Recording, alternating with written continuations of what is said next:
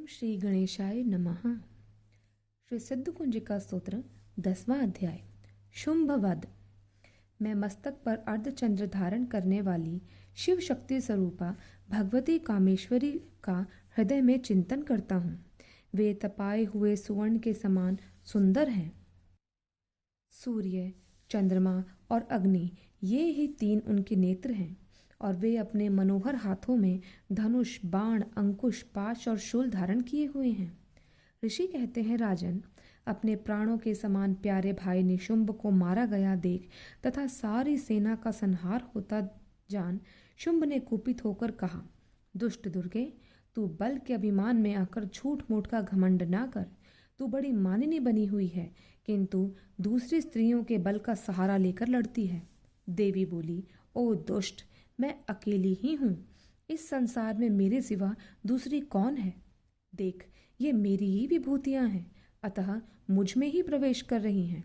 तदनंतर ब्रह्माणी आदि समस्त देवियाँ अंबिका देवी के शरीर में लीन हो गईं। उस समय केवल अंबिका देवी ही रह गई। देवी बोली, मैं अपनी ऐश्वर्य शक्ति से अनेक रूपों में यहाँ उपस्थित हुई थी। उन सब रूपों को मैंने समेट लिया।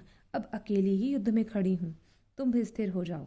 ऋषि कहते हैं, तदनंतर देवी और शुंभ दोनों में सब देवताओं तथा दानवों के देखते देखते भयंकर युद्ध छिड़ गया। बाणों की वर्षा तथा तीखे शस्त्रों एवं दारुण अस्त्रों के प्रहार के कारण उन दोनों का युद्ध सब लोगों के लिए बड़ा भयानक प्रतीत हुआ। उस समय अंबिका देवी ने जो सैकड़ों दिव्य अस्त्र छोड़े, उन्हें दैत्यराज शुंभ ने उनके निवारक अस्त्रों द्वारा काट डाला। इसी प्रकार शुंभ ने भी जो दिव्य अस्त्र चलाए, उन्हें परमेश्वरी ने भयंकर हुंकार शब्द के उच्चारण आदि द्वारा खिलवाड़ में ही नष्ट कर दिया। तब उस असुर ने सैकड़ों बाणों से देवी को आच्छादित कर दिया। यह देख क्रोध में भरी हुई उन देवी ने भी बाण मारकर उनका धनुष काट डाला।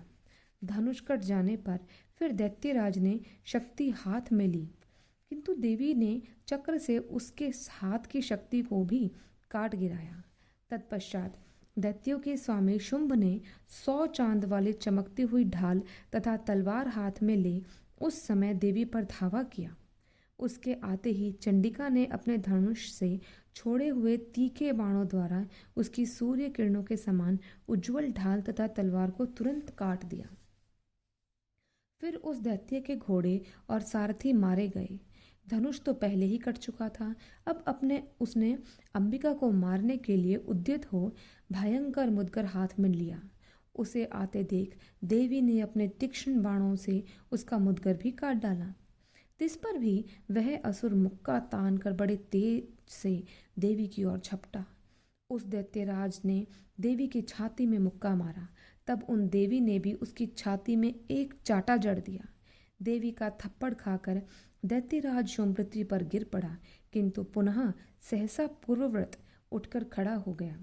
फिर वह उछला और देवी को ऊपर ले जाकर आकाश में खड़ा हो गया। तब चंडिका आकाश में भी बिना किसी आधार के ही शुंभ के साथ युद्ध करने लगी। उस समय दैत्य और चंडिका आकाश में एक दूसरे से लड़ने लगे। उनका वह युद्ध पहले सिद्ध और मुनियों को विस्मय में डालने वाला हुआ। फिर अंबिका ने शुंभ के साथ बहुत देर तक युद्ध करने के पश्चात उसे उठाकर घुमाया और पृथ्वी पर पटक दिया। पटके जाने पर पृथ्वी पर आने के बाद वह दुष्टात्मा दैत्य पुनः चंडिका का वध करने के लिए उनकी ओर बड़े वेग से दौड़ा। तब समस्त दैत्यों के राजा शुंभ को अपनी ओर आते देख देवी ने त्रिशूल से उसकी छाती छेद कर उसे पृथ्वी पर गिरा दिया। देवी के शूल की धार से घायल होने पर उसके प्राण पखेरु उड़ गए और वह समुद्रों, द्वीपों तथा पर्वतों सहित समूची पृथ्वी को कपाता हुआ भूमि पर गिर पड़ा। तदनंतर उस दुरात्मा के मारे जाने पर संपूर्ण जगत प्रसन्न एवं पूर्ण स्वस्थ हो गया और आकाश स्वच्छ दिखाई देने लगा। पहले से जो उत्पात सूचक मेघ और उल्कापात होते थे, वे सब शांत हो गए तथा उस दैत्य के मारे जाने पर नदियां भी ठीक मार्ग से बहने लगी।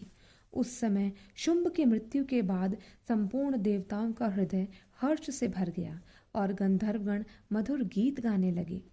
दूसरे गंधर्व बाजे बजाने लगे और अप्सराएं नाचने लगी। पवित्र वायु बहने लगी। सूर्य की प्रभा उत्तम हो गई। अग्निशाला की बुझी हुई आग अपने आप प्रज्वलित हो उठी तथा संपूर्ण दिशाओं के भयंकर शब्द शांत हो गए। इस प्रकार श्री मार्कंडेय पुराण में सावर्णिक मनवंतर की कथा के अंतर्गत देवी महात्म्य में शुंभवध नामक 10वां अध्याय पूरा हुआ। बोलिए जगत जननी माता की जय।